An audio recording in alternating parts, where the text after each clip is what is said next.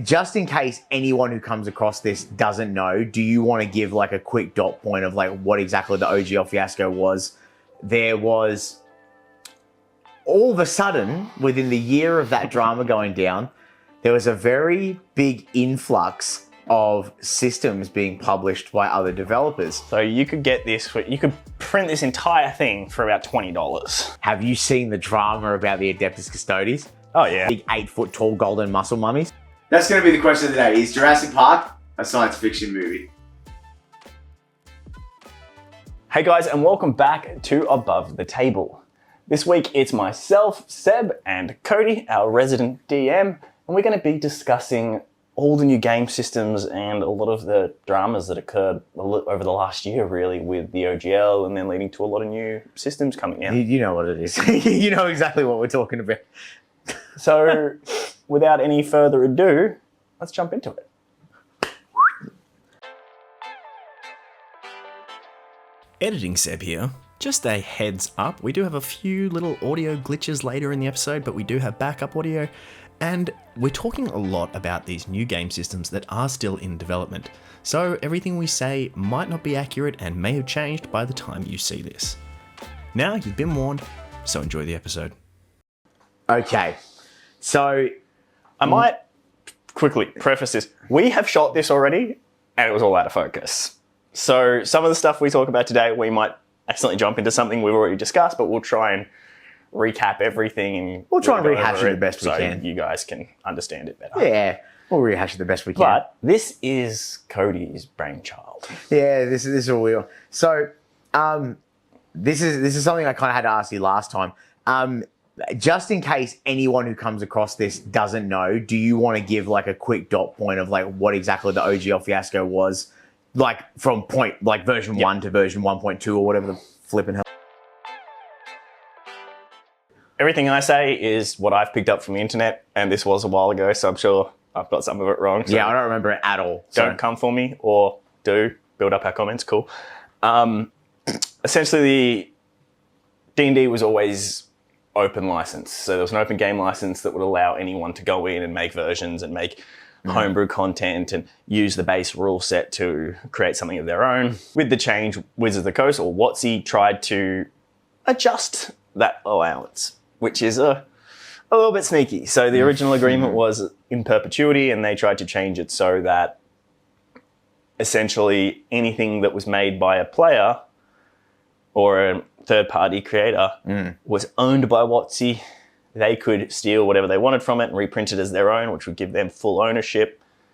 They also wanted to take a cut from anyone that was selling anything that was any at all related. Essentially, it was a big money grab at all of the third-party content out there. And their reason was control and safety, saying that they wanted to make sure that everyone felt safe in the community and they could have a control of it. But it very much felt like a cash grab. Control and safety is the indication that stuff is coming that is bad, and third-party content was not bad. It was just something that wasn't theirs. So I think they wanted, if we look at the absolute surface level, they wanted to remove anyone using terms like races or implementing anything that could be considered harmful, offensive, IP, anything like that could track back to their IP. But that really just felt like a nice blanket excuse with the current times that would have allowed them to go in and pull the rug out from everybody. Yeah. And make a huge chunk of money. And if you are following along with all the stuff that happens with WotC and everything in general, they also run Magic the Gathering. And there's been a lot of issues in the last couple of years of them really cash grabbing and doing a lot of issues there. I think there is a newer, like over the last few years, CEO or something that's really taken over. Well, the current Hasbro. Yeah, the current Hasbro CEO just resigned the other day. Well, there we go. So we could see some other changes. If I recall that correctly, let me know down below if I'm right. But I swear I saw something at work the other day while on break that states that CEO just announced her retirement. Well, they've been getting a lot of shit, so I wouldn't be surprised. But essentially, yeah, WotC used to be its own company. It was bought out by Hasbro. I feel like there was a smaller company that was then bought out by WotC that was It was TSR that originally made it, which was like, Gygax and all that sort of gang. TSR into Wizards of the Coast. Wizards of the Coast is now the subsidiary to Hasbro. And the big thing was Hasbro made a ton of money on WotC during COVID because everyone was at home, getting into hobbies, playing games, buying miniatures, all this kind of stuff really went through the roof. Then it started to die down. It's a publicly shared company. They have a fiduciary responsibility to try and improve and increase and continually grow their profits. So they started kind of overstretching things to try and make more money, as you're also seeing massive increases in prices for D&D content, including your miniatures, your books. Everything's really going through the roof because I believe they actually even came out and said that D&D is under-monetized. Which I don't agree with at all. I don't understand how it can be under-monetized when it costs me $90 for a book. Well, but this is the thing. You can buy that book and you can play forever and ever and ever, and you can change it and tweak it and do all this stuff yourself that they're not getting a cut from. Yeah, I can. I not that I agree with it, but I get what that from a business perspective, perspective. But it's being done by people that don't love the game and aren't a part of the community necessarily. They're just looking at the dollar signs, and our community doesn't like that. Which, like that. Yeah, fair call. This is something we love, and trying to come for homebrew content I think is particularly bad from a creator and copyright perspective. Just the idea that anything a third party creates, if it uses that thing, would then be owned by WotC and they could reprint it themselves, and then they could technically or hypothetically go after the original creator for copyright.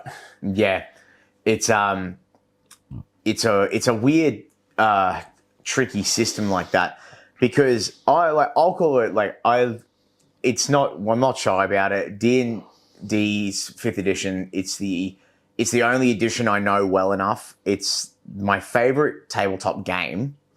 I've had the opportunity to play in some other systems, and it's more so. It's occurring a little bit more now in the last couple of months as we expand on the game part of our channel.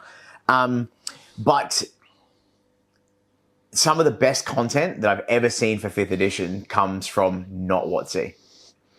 My favorite classes is all MCDM stuff. I love the talent. I love being like a mutant psionic. I love playing an Illrigger. Some of the monsters that I've used in our campaign were from Grim Hollow. I've used monsters from Flea Mortals, the MCDM book, and I've used them in both my campaigns that I run.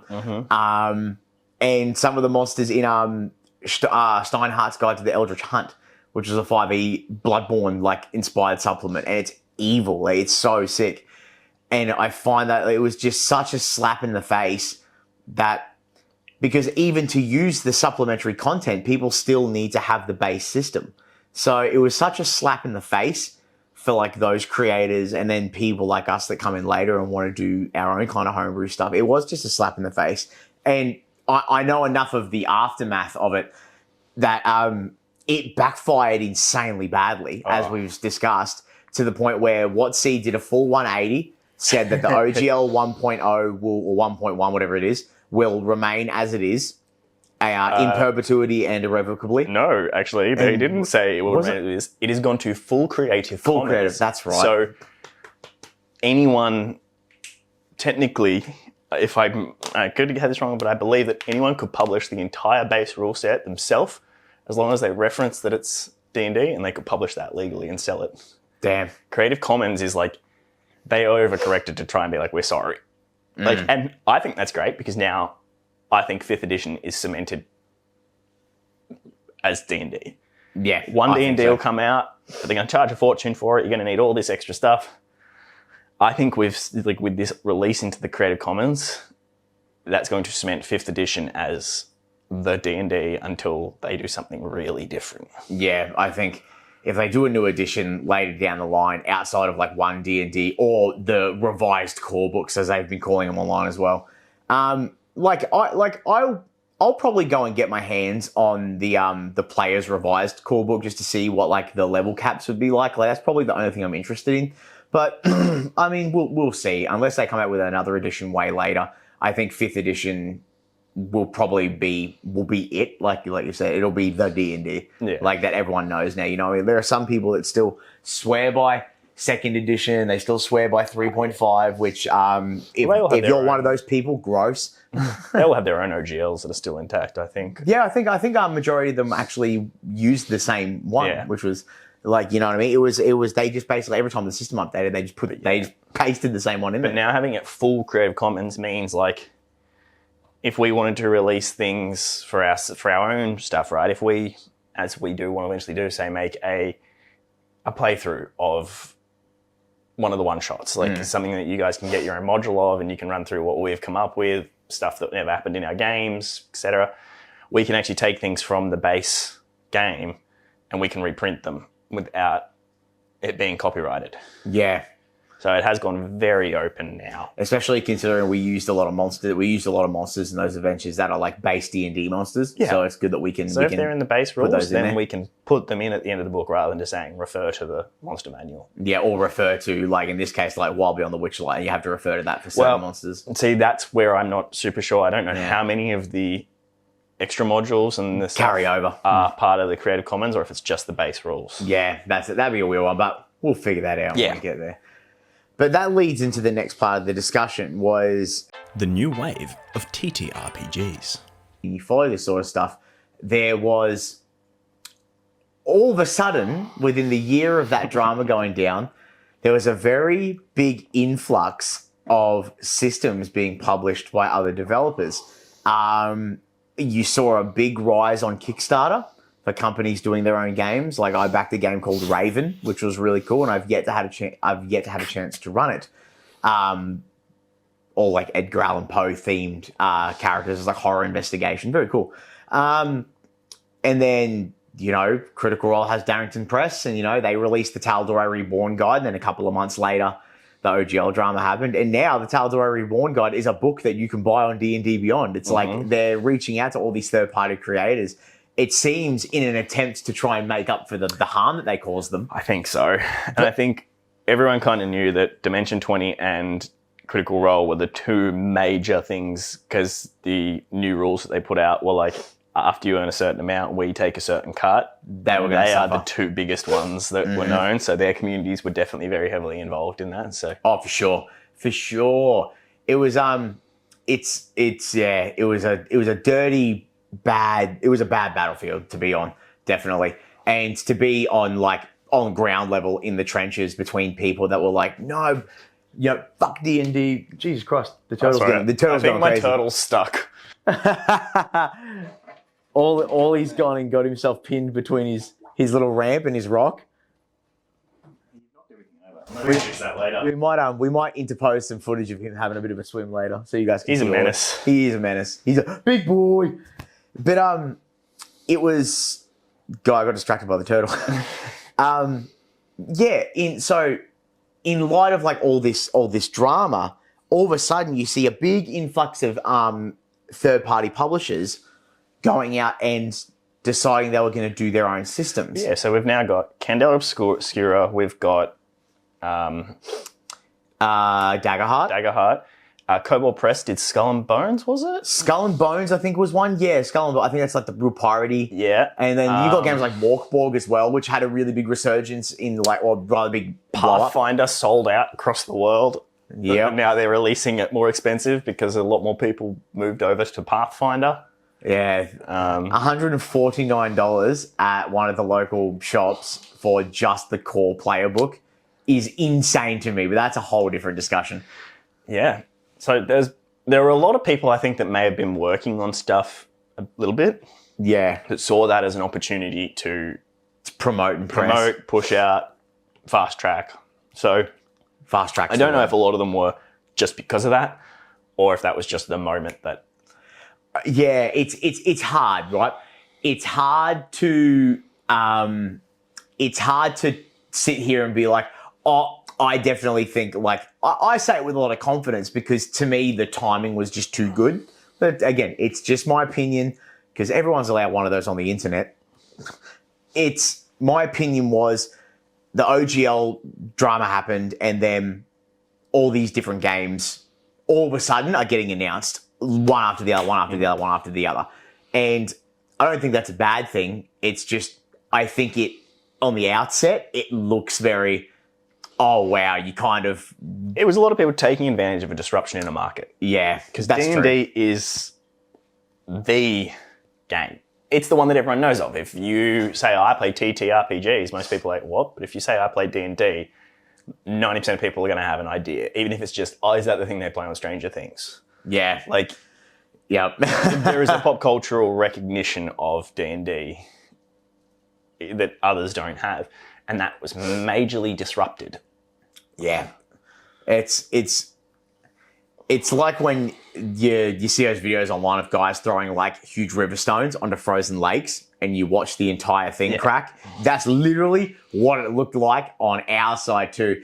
And you've also got to look at it in Australia. We've got a pretty big D&D community, but it's nowhere near as big as the wargaming community. Oh, no. So those guys are on the outset, and you talk to a couple of them in like Irresistible Force, my local. Some of the guys were like, "Hey man, that's fucking crazy. What's happening?" And I was like, "Yeah, bro. Anyway, I'm gonna keep buying all these minis because I'm a nerd." Miniature monopolies.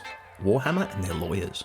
But it's funny because this has been going on in wargaming forever. Like, Warhammer they have got such a strong control over the entire wargaming community.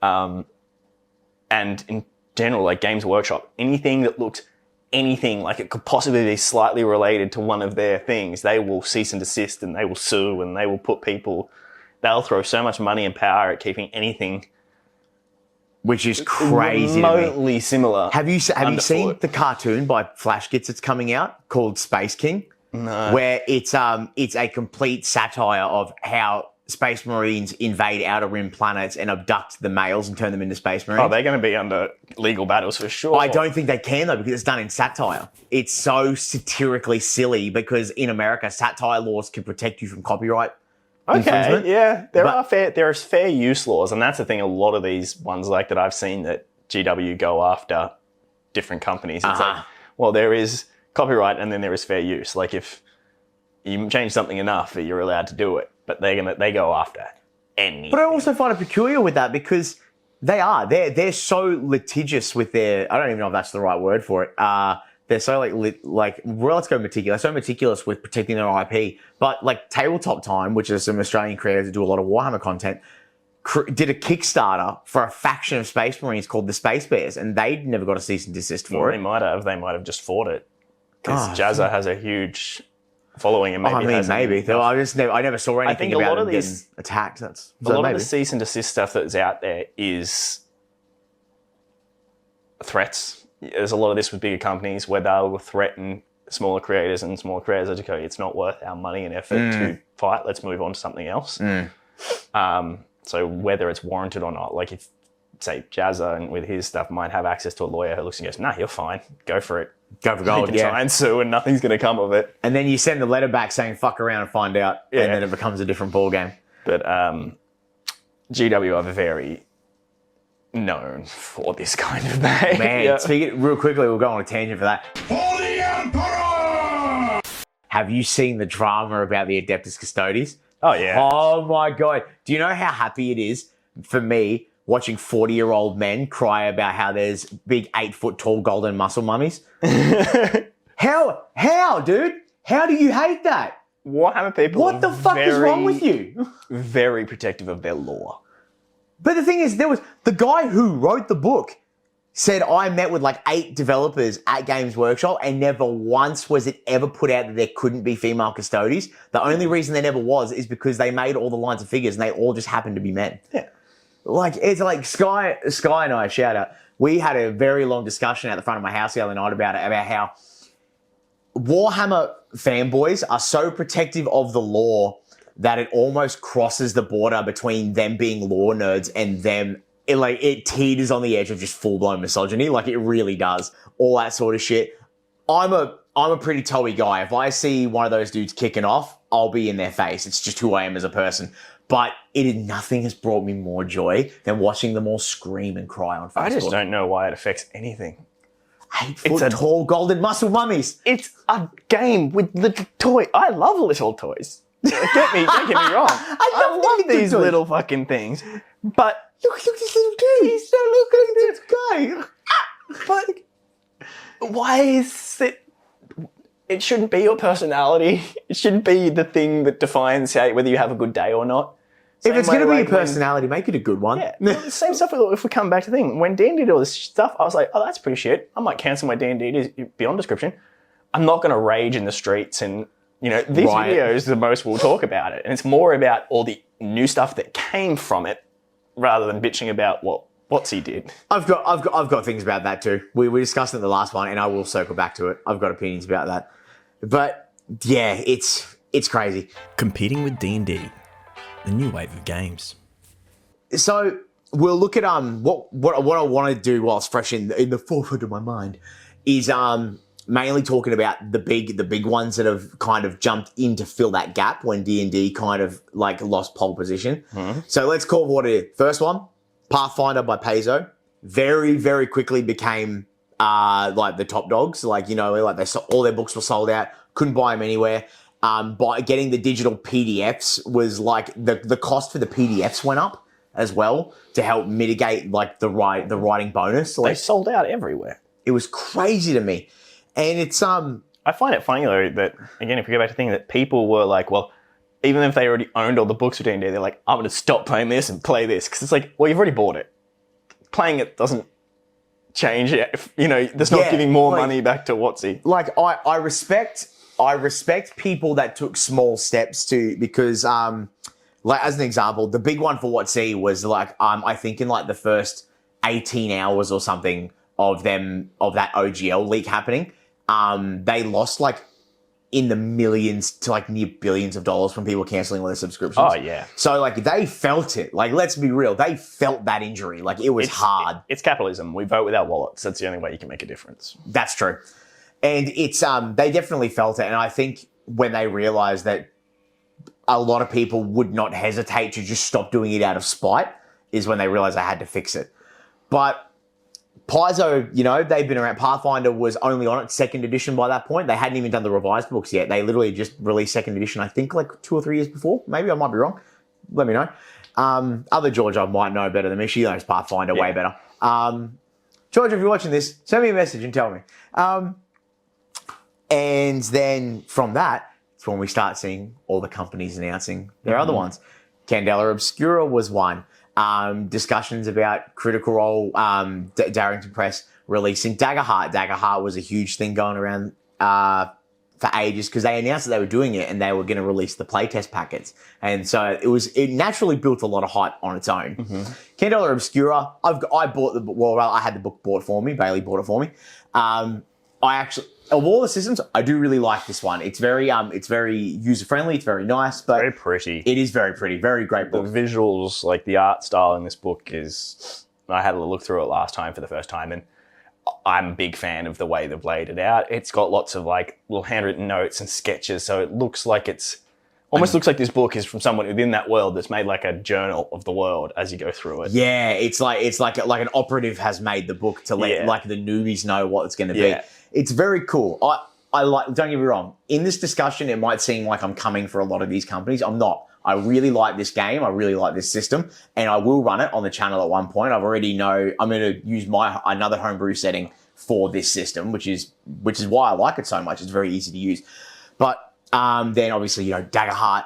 The big one for me was MCDM coming out saying that they were going to work on their own RPG system. Cody's a fanboy, friend. I love Matt Colville's philosophy on design. I love the world. I love the lore. I love everything about it. I have watched the chain stream from start to finish at least 4 separate occasions, and I still go back and watch the final episode at least once a week because it's just it's 3 characters taking a combined hit of like 12 swings on a death knight and knocking 180 hit points down. I've never watched any of that stuff. Brother, I'll send you that end fight. Just watch that end fight. It's crazy.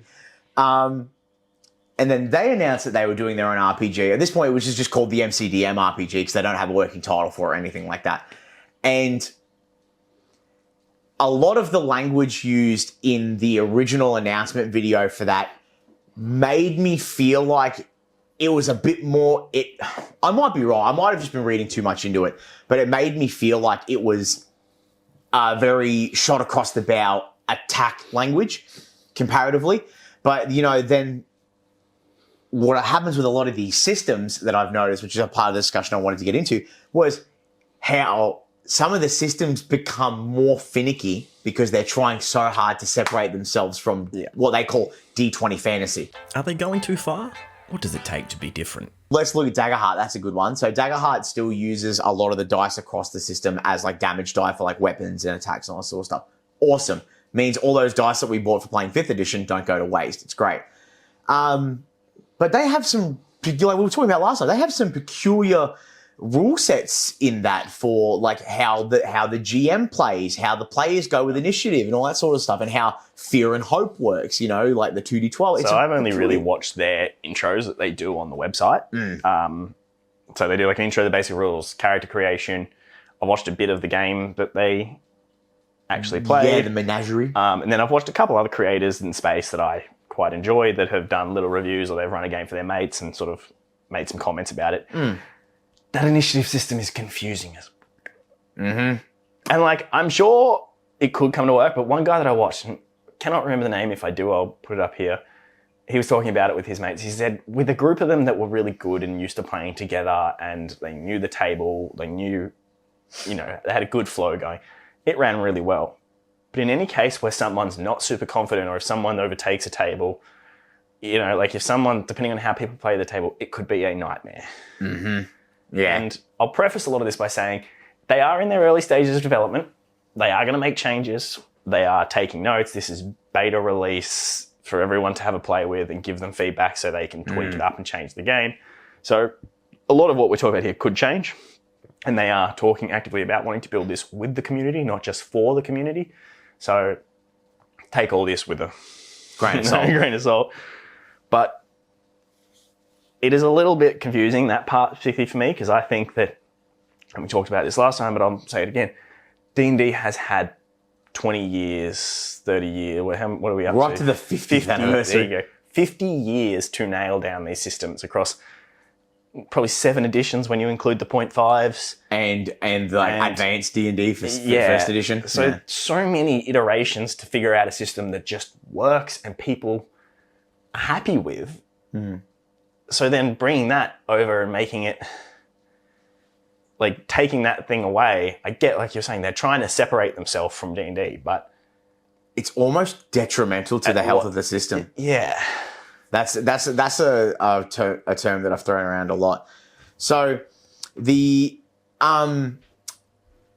keep talking. I just think you're too dark. I just had a brain. Dagger Heart. My golly God. Excuse me. The Dagger Heart system, the 2d12 fear and hope system, I think is unique enough, and it works. You roll 2d12. Yeah, I don't mind that. You roll 2d12, and one d12 represents hope and one represents fear. They recommend using coloured, so like black or white, red and yellow, and you differentiate what's what. And if you get hope, that's points or tokens that you can spend as a character to use your abilities. But if you roll success on your checks in fear, that gives tokens to the GM who can then use them against you. Which, the way I believe I remember correctly, the monsters work is the monsters get to go, the DM can intervene and the monster can attack after any player's turn whenever they feel like. Kind of like a legendary action, but like... You build, the DM builds up fear tokens. Yeah. So as your players fail rolls throughout, they go. So every time your player has to do an action or an attack or outside of combat tries to do something and you make them roll, there's 4 outcomes. Success with hope, failure with hope. Success with fear, failure with fear. And each one of them determine whether the person succeeds or fails, but also where tokens go, if any. Yeah. So there is a lot more to think about and track. But as a DM, you build up the fear tokens every time they fail, and you essentially have a bank of things to be used against your players. That's right. So in combat, the players can just keep going in any order they want until someone fails. That's right. And then the DM gets to make as many moves as the players had until someone failed. So you've got to keep track. So if there's been 10 player moves and then for a failure, you get 10 moves with your characters. That's unreal to me. Yeah, and then you can pick in whichever order you want to make those moves. Oh, that's unreal to me. So it does give the DM a lot of power of well, this guy's going to go before this guy because he can use this there. You know, it's not an ordered thing necessarily. But also with the fear tokens, the DM can intercede at any point during the player move turn phase to have an extra turn by using a fear token. So even if the players succeed, if you've got a fear token, you can jump in and make someone do something using that token. Yeah, so very, very legendary action-y. Yeah. Like after a player's turn kind of thing. But the guy I watched that played it with his mate said because they did a lot of roleplay leading up to the moment, he had a stockpile of fear tokens. And he found himself getting near the end of a battle and going, oh shit, I got like 20 moves I can throw out here. Like, damn, imagine that. There's probably a little bit needing to be worked on with that. And I personally think keeping track of tokens is just another thing. It's only another step. I find that is going to be probably the more difficult thing. Like, sure, you could just keep scratch marks or whatever, but like we like to at the table, even with Inspiration now, we've got little 3D printed coins that I've got. So it's cool to have something in front of you. But I imagine with Fear and Hope tokens, if you're playing a long campaign, you could have hundreds of these things on the table. Yeah, that's definitely a more pen and paper kind of thing, I think. Because if you got 101 3D printed coins, that's going to get fucking messy. Yeah. But yeah, like that's probably my only gripe with the initiative system for that is I believe initiative systems are important because it, as much as fun can thrive in chaos, chaos also leads to disrepute. Mm-hmm. And at a table, it's not about the fun of one person, it's about the fun of many. It needs to be involved. I personally would like to see that system changed, hopefully later on through the re-releases of like the beta packs and stuff. I think it'll also depend on the table you're playing with. Yeah. So this might work a lot better for a group of friends that know each other and know how each other plays, but this is not something you'd want to go play with strangers at your FLGS. Yes. Yep. I don't feel like that would play well. Like this is going to work out really nicely for the guys on Critical Role because they are pros. They are all storytellers. They all know each other. They all understand each other and care for each other. You know, it's about the table running well together. So they're probably going to play this amazingly. I think seeing Dagger Heart on Critical Role more often will definitely show. I also feel like it's half fantastic and half misleading because it's a great system for a table like that, but not everyone's tables like that. No. So I feel like people are going to have a very high bar of what they expect the game to be, and it's not going to live up to that at first because, you know. Critical Role making original game systems.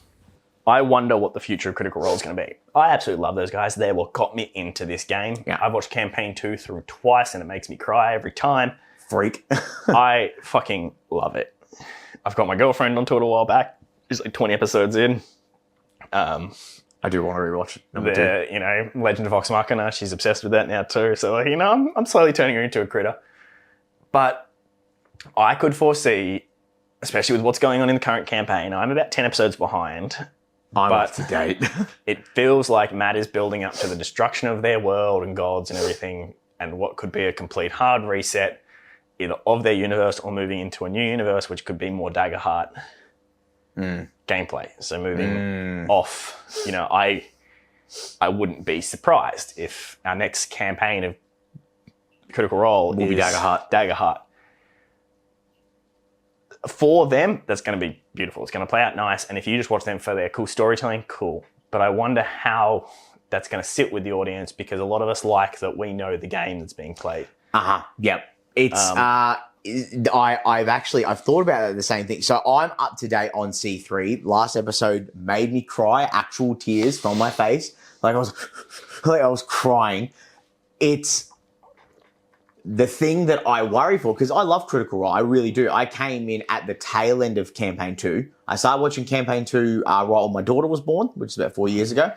And I tried to catch up, but I didn't have the focus then. I was too busy running my own game to sit and focus. So I was basically doing data entry work, so I just listened to it all day at work. Yeah, but I ended up following the channel. I believe the channel name was Nico Nielsen. And Nico Nielsen used to take like 4 hour episodes and condense them into like 16-minute bites of all the key bits. So when we got up to Isle Cross, Lucian coming back, all that sort of stuff, I was like inhaling those episodes, and then I caught up to like episode 37 to the end of the 137 up to the end of the campaign. Okay. And I felt like I had enough of the gist of the story. Be like, you know what? I'm satisfied with watching the ending. I would like to go back and watch the whole thing. It's great. I still think that of all the stuff that I have watched, their opening and introduction to that crew was the best, most cohesive group meeting, coming together of a crew. It was good because I got to watch that in real time when I watched the campaign from the start. So seeing that come together was great for me. I love the sequence where Caleb tries to steal the spell scroll and Ford basically holds him at gunpoint with with his sword and his Eldritch Blast. And I was like, oh, there's already inter-party tension because one of them is greedy, you know what I mean? And then Not was a little shithead. So it was not the brave. It was awesome and I enjoyed it. So, but when campaign 3 rolled in, I was like Exandria Unlimited. Exandria Unlimited Calamity was what I was going for, but not Calamity. Exandria Unlimited, where Abria GM, Matt was there and Robbie Damon, blah, blah, blah. And then Fern and Aurum went to campaign 3 and Dorian did as well. Mm-hmm. I loved when Robbie was on the show. Like I thought it was phenomenal. He should have stayed. I reckon it would have been a great extra addition.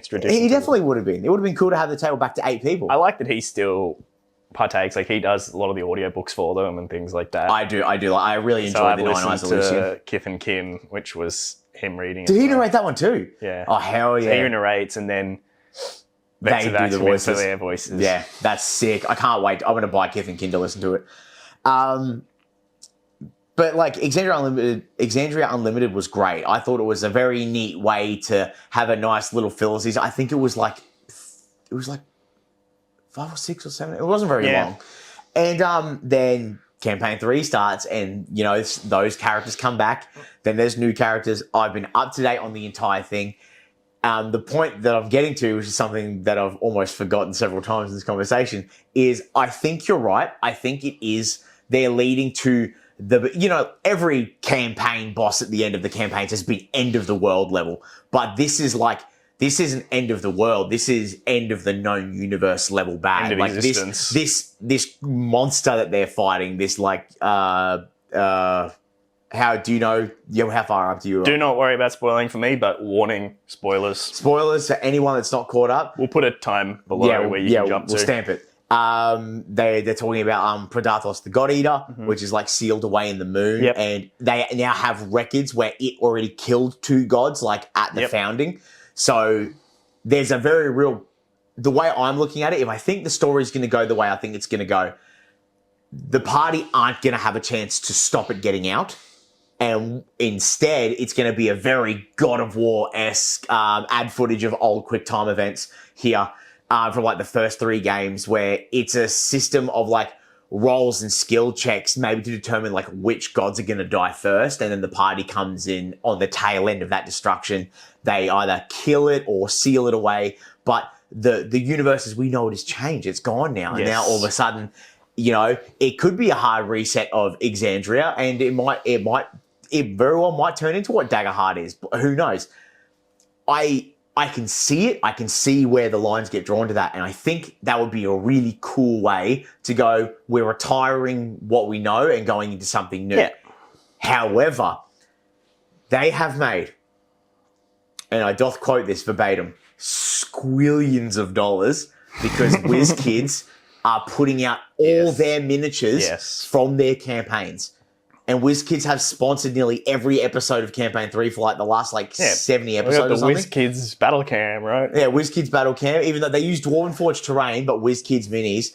Like, what I'm curious about is, because Dagger Heart is still a grid-based combat system, you can use grids and all that sort of stuff. Movement is pretty free form, so you can still, all of that old D&D terrain, you can still use it like they literally did. Let's talk about 3D printing minis. Characters. The good thing with pretty much all TTRPGs is they're miniature agnostic. You don't need any miniatures, and if you do, they can be any minis. Like, it's great to see that WotC haven't come out and been real pissy about 3D printing and stuff like that either, like GW have. Yeah. Like, we got a good friend of ours of the channel, Yosashi Kyojin, who does all 3D modeling and stuff. I bought several miniatures from his studio for like my collection. You know what I mean? And they're all D&D monsters that are in the monster manual. And now it's like the creative freedom to do that is way better. 90% of what you see on our channel is 3D printed. Yeah, uh-huh. We use Hero Forge to make most of our character minis, or Patreons, My Mini Factory, Kickstarters. I use Loot Studios for monsters all the time. Yep. I got a like 3D print right here. The airship that we used in our one shot, that's a fully 3D printed thing. Like if you guys watch any of my craft channel stuff, you'll see that 90% of the stuff that I build for the channel is either handcrafted or 3D printed. We don't buy a lot of prefabricated stuff. Oh, sometimes I will. If I'm after a particular thing. I used to buy a lot of minis. So it used to be my tradition when I first got into this hobby was after work on a Friday, I'd stop past the game shop on the way home and get one of the little booster boxes, package booster boxes, and then I would come up with a scenario based on the minis that came in that box. I'm going to jump back to something you said to me a week ago. The price hike on those boxes is fucking bullshit. Yeah. WIZKIDS price hike. Bullshit. Sort it the fuck out. It was like $15 to maybe 30 for the really big ones. It was what was it? It was No, so 3 mediums and 1 large mini for $15, whatever it was. 15, it was 18. 18 I think. to 18, yeah. Then it went up to 20. I was like, okay, whatever. And then you'd pay 25 to 30 for the ones that would come with 3 regular, like normal size, and 1 huge or gargantuan. Yeah. I don't think I've got any around here, but I've gotten some really cool big minis out of those, like full-size dragons. Yeah, I was going to say, you got full-size. Didn't you get a Swahane mini from one of those? Like that sea serpent thing? Or was that one of the other ones? No, so that was one of the newer ones. Right, so that's what I was going to get to. Like, I got full-size dragons. I've got, like, Froghemoth, giants, like, really cool big minis. The one I noticed that they started to get a little bit, I don't know, was... It was the stuff that came up with Rhyme of the Frost Maiden.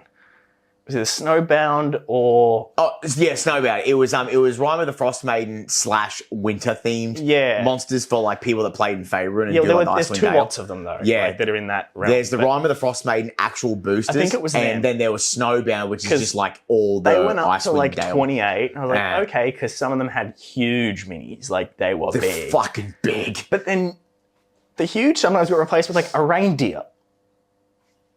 Or something, and they're not huge. They're about the size of a meteor. Like, it was just one of those, like, they're starting to go a certain way. Then I hadn't gotten one for ages because I got my 3D printers and I really do a lot more of that now. If I want something, I'll print it, paint it myself. Or we have 3 boxes of Dungeons and Lasers that haven't been painted. I supported the full 2nd edition Dungeons and Lasers. I have all of the miniatures that are still on their sprues. Or we got some like giants here that I've started to prep, but never got around. I just don't have time to paint anymore. Like I took your Witch Hunter mini because I thought he was cool as hell, and I've got to paint him because I just want to paint him. I was like, hey, so I'm taking this, by the way, I want to paint it. But yeah, the newer ones now, like you get like 3 medium and 1 large for like $30, and then if you want the bigger stuff, there's a separate package, and they're like $80 for 1 huge mini, which is God, punch me in the fucking insane. face. Punch me in the fucking face. It's mental. Let's get back on track with 3D printing miniatures. I'm in the habit now where it's like, unless there's a very particular mini that got released. So I just purchased 2 minis of RPG Mini Hunter. I love shopping with those guys. They always have stuff that I'm looking for the campaign specifically. So I can't tell you what they are, but I was very stoked to find that they had them. Mm-hmm. So I was very happy. And the only reason I got them is because I couldn't find miniatures that I was happy with to substitute them and use them for the stat box that I want to use. So I was very stoked. But yeah, I 3D print so much. And because I've got a singular, like a Anycubic mono, if anyone knows what 3D print Resin printer, yeah. So it's a small little screen. I think I can print about 8 minis and bases, 4 miniatures, 4 bases on one bed comfortably. So it's good for me when I'm like powering through mini printing. But every now and again, if I've got to print big minis, it takes me a week and like 50 something hours to do. And 9 times out of 10, one part always fails. So there's always a reprint. It's always how it goes. So now I've just gotten in the habit of buying the miniatures, and I send them to Yasashi, and I'm like, hey man, can you print this for me? And I'll pay you. And he goes, yeah, man, absolutely. And he boxes them up and sends them to my house. We'll have to give a link for his stuff then, definitely. Oh, you are the man. You have just given me so many tools to fucking fuck with these guys. It's great.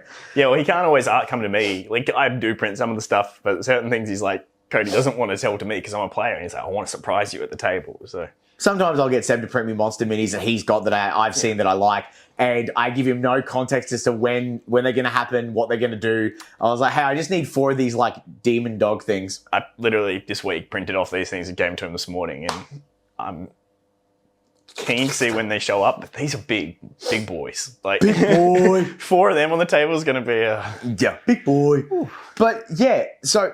Before we move on, though, I'll just say, yes. If you are in the world of these tabletop game stuff and you do use a lot of terrain and miniatures, a 3D printer is a justified purchase. I know they're a little bit up front and like down, but you will get more than the value of buying miniatures. Oh, the money quickly. you spend is insurmountably better for the value for what you can get out of it. Like, and plus, like a lot of the systems now, like Chidu Box tells you, depending on what resin and what printer you put in, it tells you the dollar value per print job. I printed 6 minis the other day and it cost me $1. Yeah. Like, fucking crazy. Oh, well, here we go. I'll bring it into frame. This thing, it took a while to print because it all comes apart. There's internals. And there's magnets. Magnetized bits. I don't know if they're on there, but like little things that can stick on. This was less than 1 reel. So you could get this, you could print this entire thing for about $20. It's insane. Like, God. To buy this would cost hundreds. Like, look at the plastic ship that WIZKIDS sell. Yeah. The Shatterstar, whatever it's called. Yeah. That whatever that fucking boat's called. And that thing unpainted is like $160. And to get it painted is like 200 and something. Yeah. And then we got this guy here that you had 3D printed a while ago, and that's Thanks, Jack. probably $10 worth of material. Yeah, it's awesome. I love that little boat, even though it's very plain. I've got to do more to it, but it does the job. But this is the thing. Like, if you are in that world, in this world, you do like that stuff. I know a lot of people don't like the 3D printers in the craft space. I know I get a lot of people saying, "Oh, that's cheating. It's not crafting." I don't care. I want to get stuff out for the game to make the game cooler. This is how we do that. It's a great way to do it. It's a great tool. Yes, they cost a little bit up front, but they're an awesome hobby, and you spend just a little bit of time getting better at the setup. And honestly, new ones have auto leveling, auto feeding. Just superior I love my systems. 3D printers. Yeah, they're good fun. But yes, 3D printing in this space is very good for especially when you play multiple RPGs. It's really good. Yeah, so like obviously, you know, we were talking about like the miniature agnostic systems and like going into 3D printing and all that sort of stuff, you know, Dagger Heart using. Yeah, we had a lot of tangents in here. We'll try and label everything, but hey, we're pretty good normally. We bring it back in. The new MCDM game system. Even like the MCDM RPG, they've explicitly stated that it is a grid-based combat system. Mm-hmm. So they kind of intend for it to, they don't intend for you to have like the full maps, but I think they definitely intend for you to have a gridded system to keep track of movements and stuff. Believe it or not, they actually have a very similar system for initiative. If I remember correctly, it's very similar to the old edition D&D where it's one person rolls for initiative on each side against who they call the director, who's the GM for the system, because it's very cinematic. So they thought director was a good term. Very clever. The director rolls and someone on the opposition, the players roll, and whoever wins initiative gets to go first. So the director can send his minions in or their minions in, and then the players can go. The players do not have an initiative system. They just get to pick who goes where and jump in and do all that sort of stuff. I don't mind that. I don't mind it. I think unless you have the table where you know everyone that's there, it's going to be tricky. I think it's just, it goes back to that previous statement that we said earlier. So many companies are trying hard to differentiate themselves from D20 Fantasy and 5th edition that I think they're trying to implement systems that are almost detrimental to the health of the game. Granted, again, it's all beta, it's all stuff that's getting changed, so it might not even be the case by the time the game releases.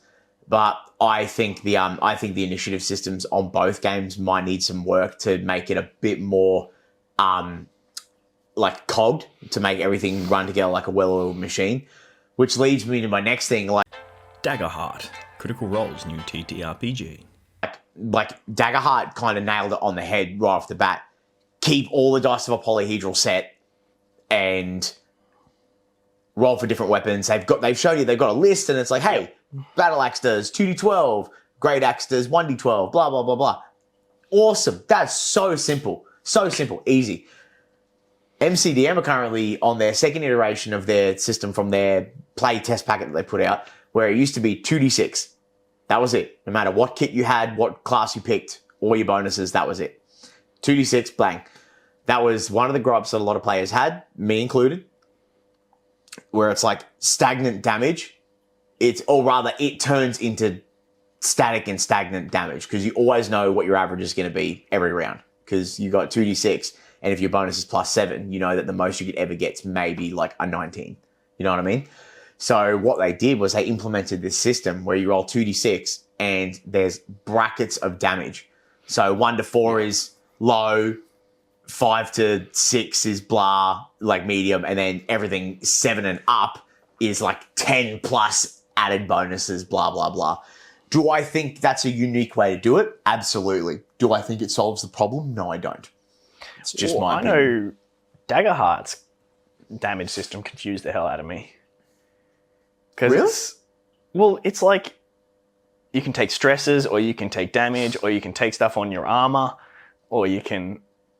Yeah, that's right. And there's certain points of certain things. It's not just you have this many hit points, and when it gets down to 0, it's like when you take this many stresses and this many wounds, like I'm sure it'll play out just fine, but just from listening to the thing, I was like, hang on, how many things am I tracking here? Like, it sounds like you've got like 3. You've got stress, armor, and wounds. Like I think is... Yeah.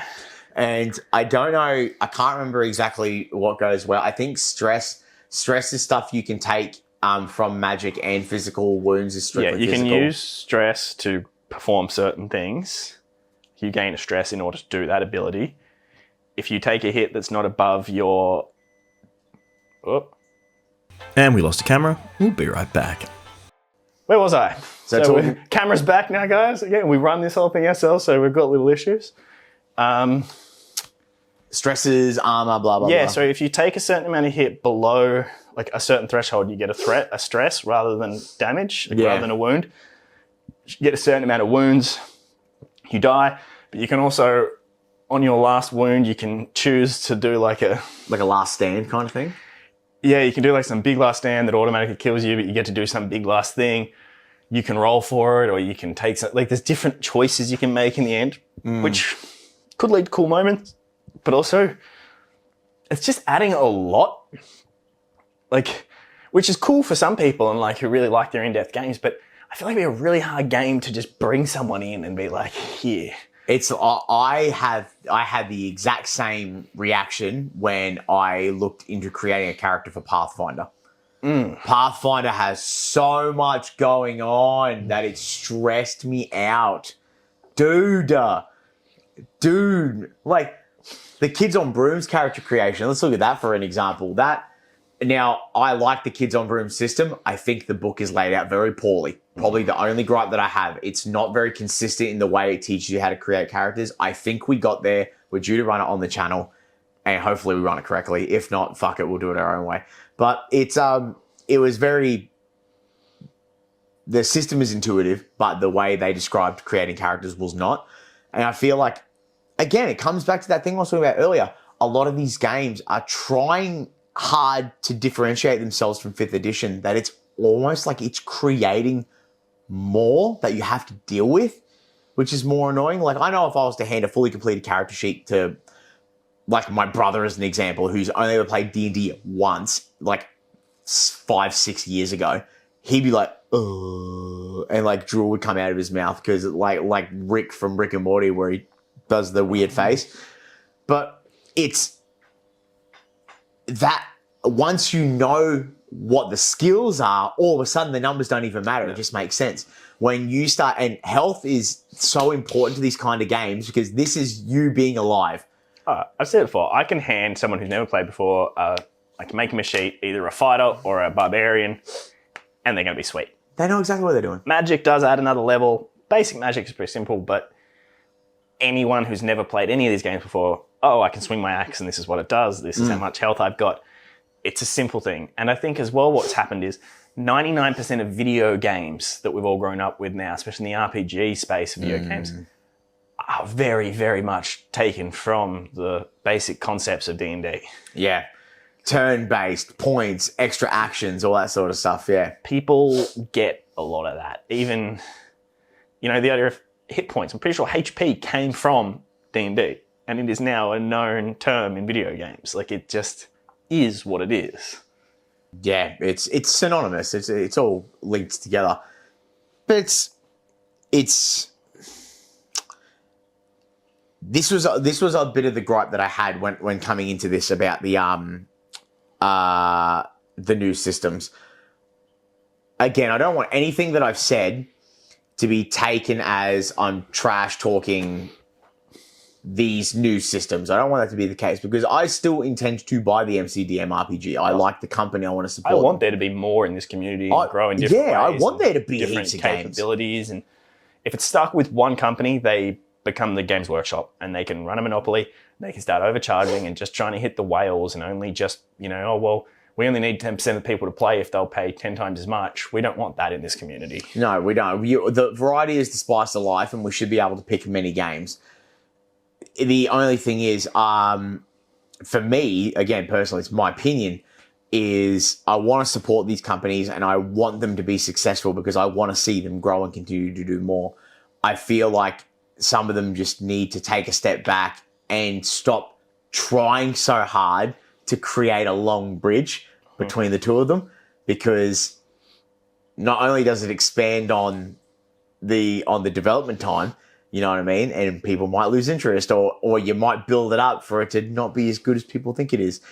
It's just detrimental to the health of the system and the fun. You know what I mean? I like playing RPGs and I like creating characters and having those cool interactive moments, and I like the combat. I like the huge spread of it, but I also don't want to have to be thinking 3 times as hard to play my game. No. That's my thing. Playing other systems. We've only ever played D&D. I've only ever played D&D and I want to play more games. I've recently, with the new Amazon show for Fallout, I've gotten hooked on that. I'm playing Fallout 4 again. I say to the guys, I want to get the Fallout, like the starter kit for the RPG system. But even just having a look at that, I'm like, I'd love to play more stuff, but I really wish there was just someone just made a Fallout expansion for D&D, so we could. There is a Star Wars one. Did you know that? Is it D&D though? Yep, 5e. See, that's cool. I'd love to see more of that. Yeah, where it's like that's what they used let's for. Let's get some custom styles that fit with this world more, but not having to play a new game system. Star Trek Odyssey on Dimension 20. That was using the 5e rules, the 5e Star Wars rules. I might have to have a look at that. That sounds pretty dope. That could be fine. See, I'm not a big sci-fi guy. The closest I get to science fiction is I want to. The guys want me to run Cyberpunk on the channel, so I'll do that because I like Cyberpunk Edge Runners. Never played the Cyberpunk game, but I like Edge Runners the cartoon. I think Adam Smash is the coolest bad guy in the world, and I'm so glad that he got a redemption in the cartoon compared to the fucking game where he just gets mauled 3 times. Great game too, that one. I love some post-apocalyptic anything, to be honest with you, and Cyberpunk's one of my preferred ways. But post-apocalyptic is okay. I just don't like science fiction. I like fantasy. The Jurassic Park tangent. The shit talk levels are high. Like Bailey was reminding me earlier how I was like, I don't really like science fiction. And he goes, but you watch Jurassic Park. And I was like, Jurassic Park's not really science fiction. He goes, what the fuck do you mean it's not science fiction? I was like, there's no spaceships and shit. Like, it's not. I mean, technically it is. I've had this argument with someone before because I'm like, there's what is technically something, and then there's what we know it to mean. What we know it to be, yeah. Here's a very, very off-topic thing. Did you know that strawberries and blueberries are not berries?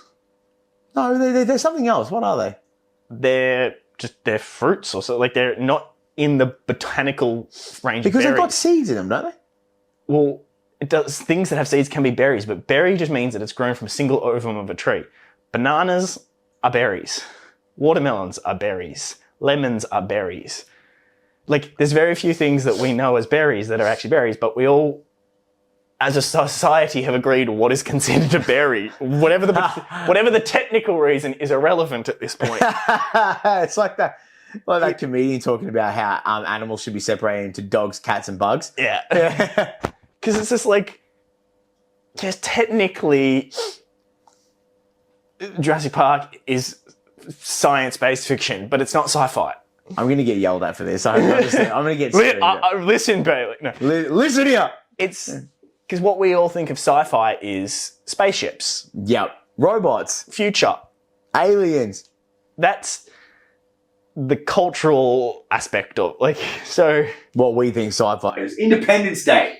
Yeah. The most science fiction-y, science-fi. Let us know movie ever. below. Is Jurassic Park a sci-fi? That's going to be the question of the day. Is Jurassic Park a science fiction movie? That's what I want to know.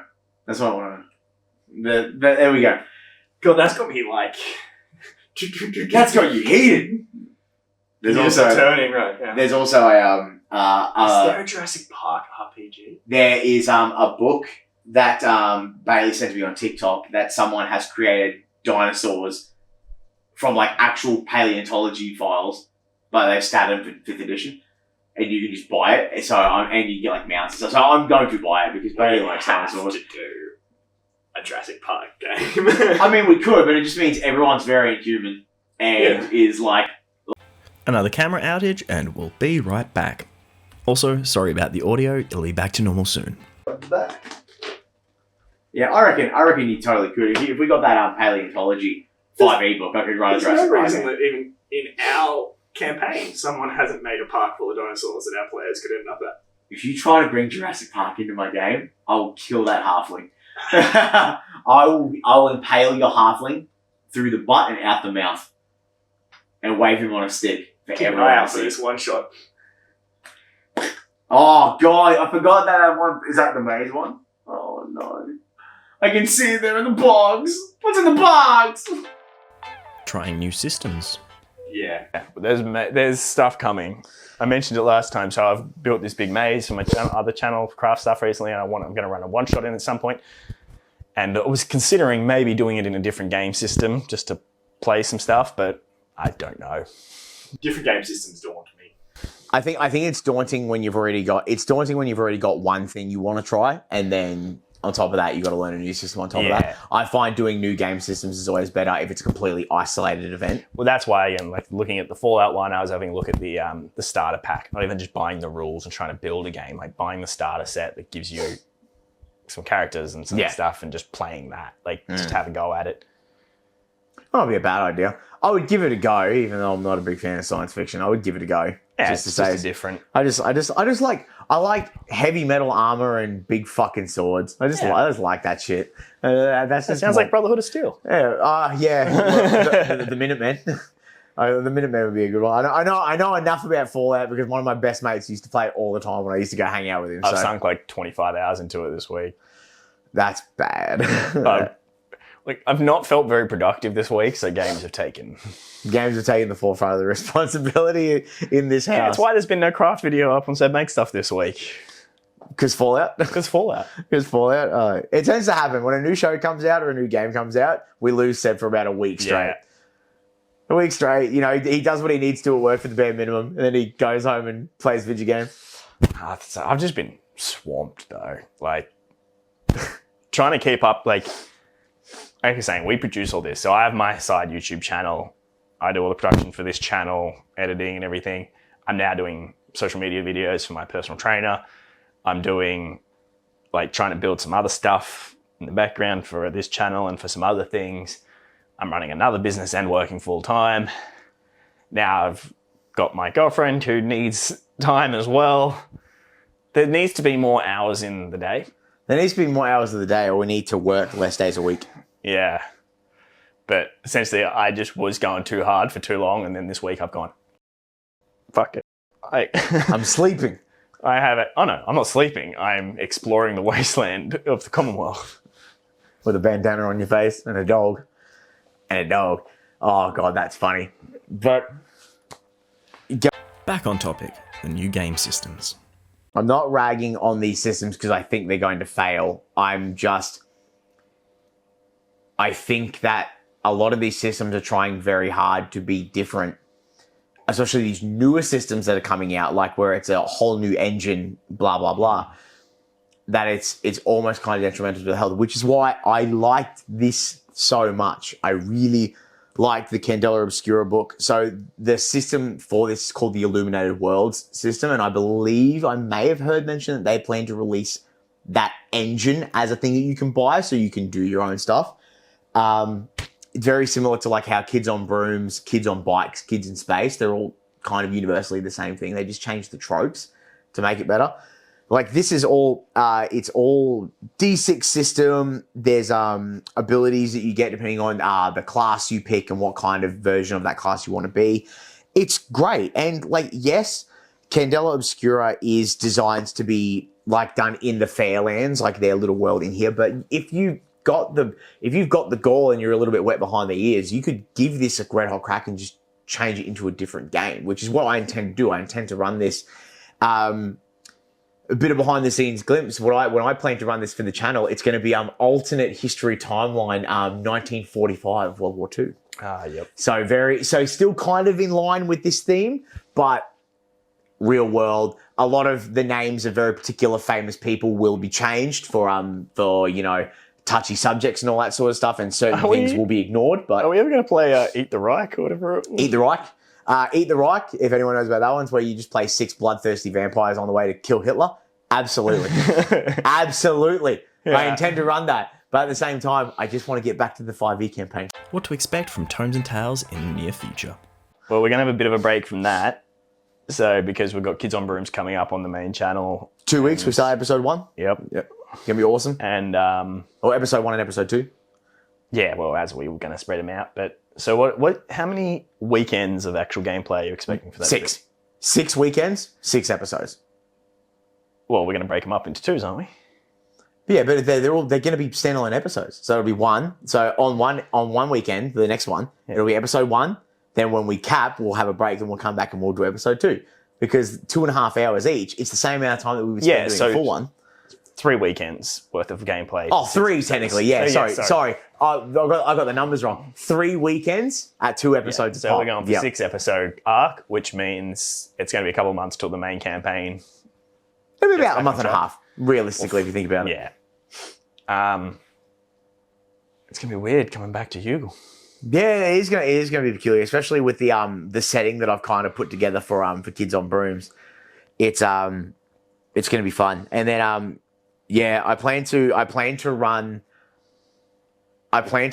the Broken Few campaign. I definitely think I'm going to run that one a lot longer before I go into another system again. I think I'll probably ride that like all the way past Christmas. Yeah. Honestly, because occasional one-shots thrown in. Occasional one-shots thrown in because as I said, I like playing other systems. I know 5th edition back to front, and I've become very enamored with completing that story. So I want to complete that story. What other games have we played? So what other game systems have you played? So I've played what have I played?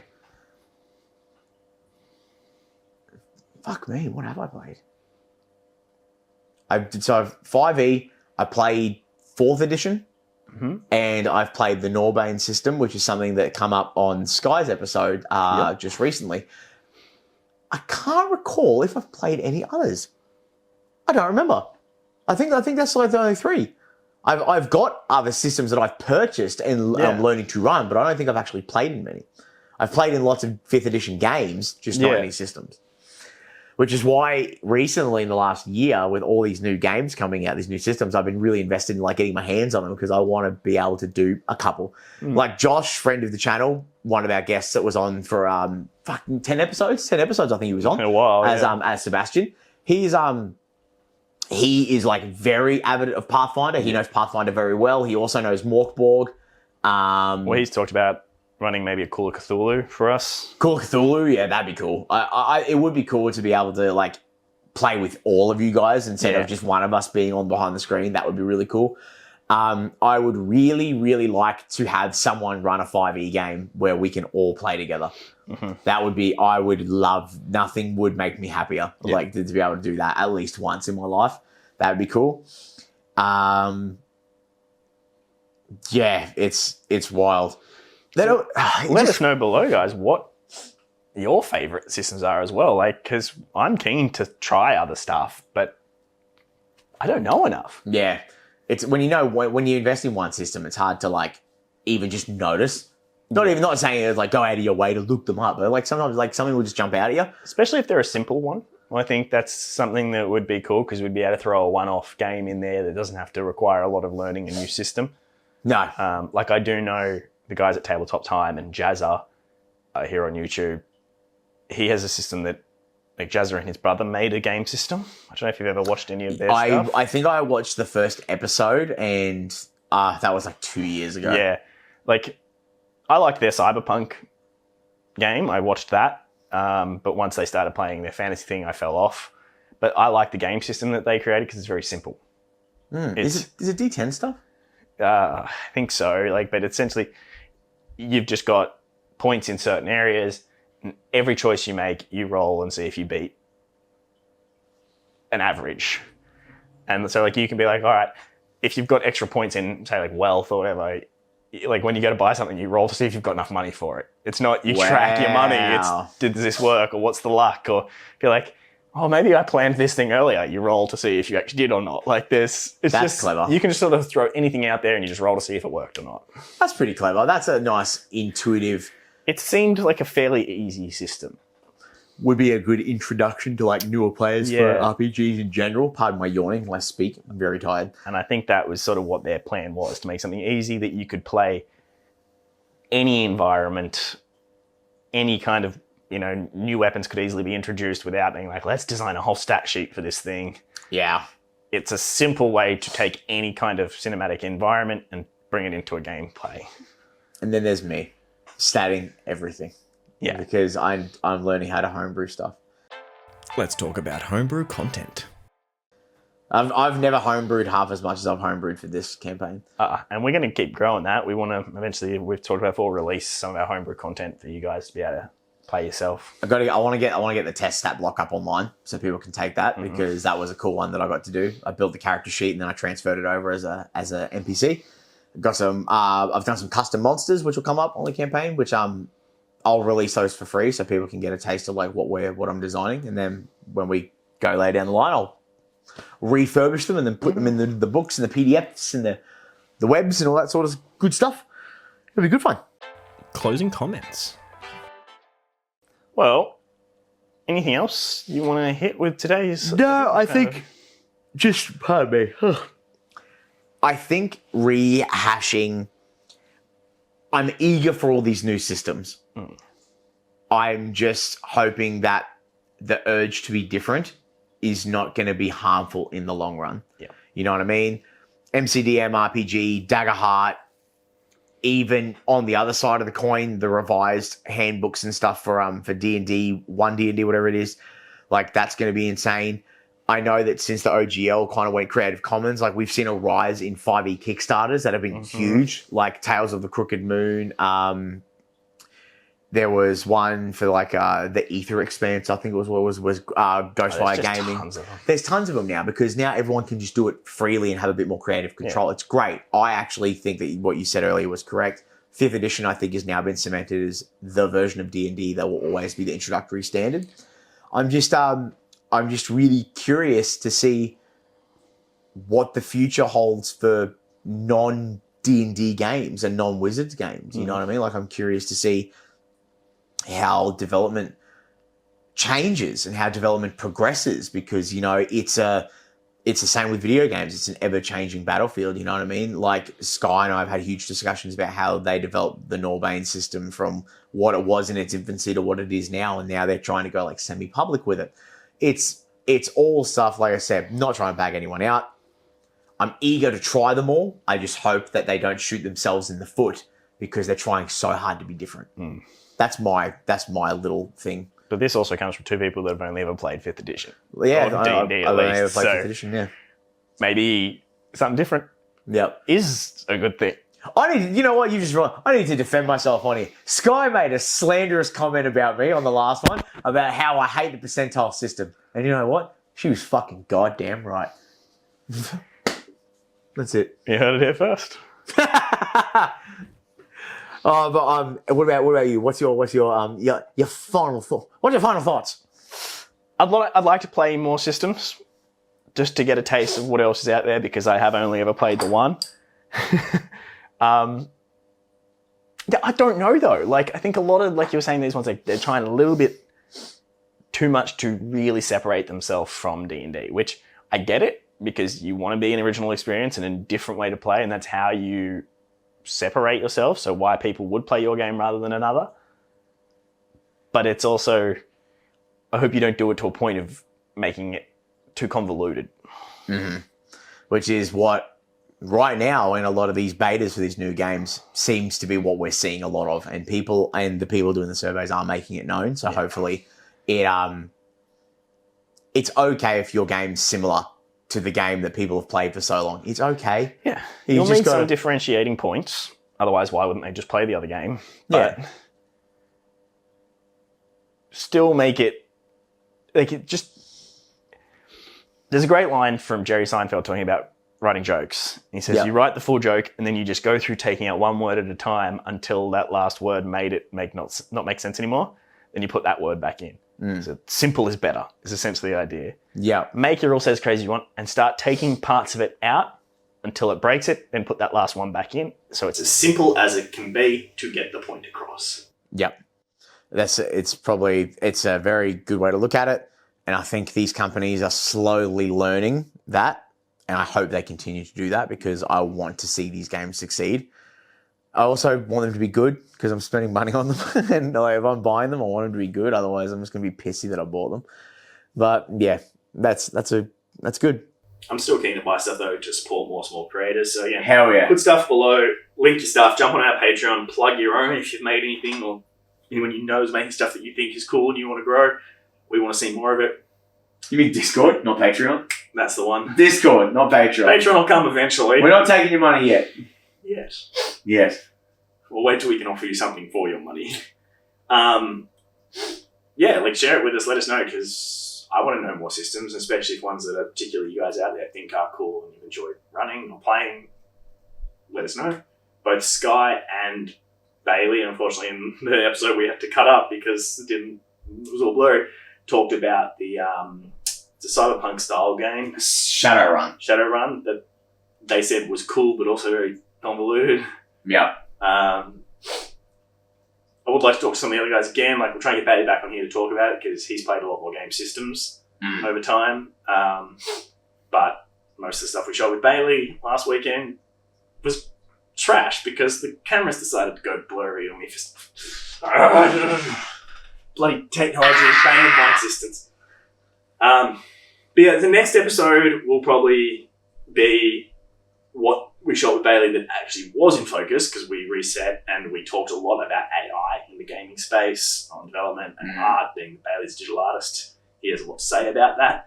I played a bit of devil's advocate and incited the debate a little bit, and I think that was a really good discussion. We did have another whole section where we talked about people gatekeeping, the only one way to write, one way to play kind of people. Trolls on the internet and magic when wet, which I think we'll come back to. We'll revisit that one. You'll have to do another one on that because that's a really fun topic. I think something that could incite some really cool conversation. But if you guys have any other topics you'd like to hear us talk about, ask the comments below, jump over to the Discord and, throw it out there because we want to grow this as a community. We want to have conversations with each other, but also with you. So, any final thoughts? We need to come up with an outro. Yeah, we do. Cut the black. Cut the black.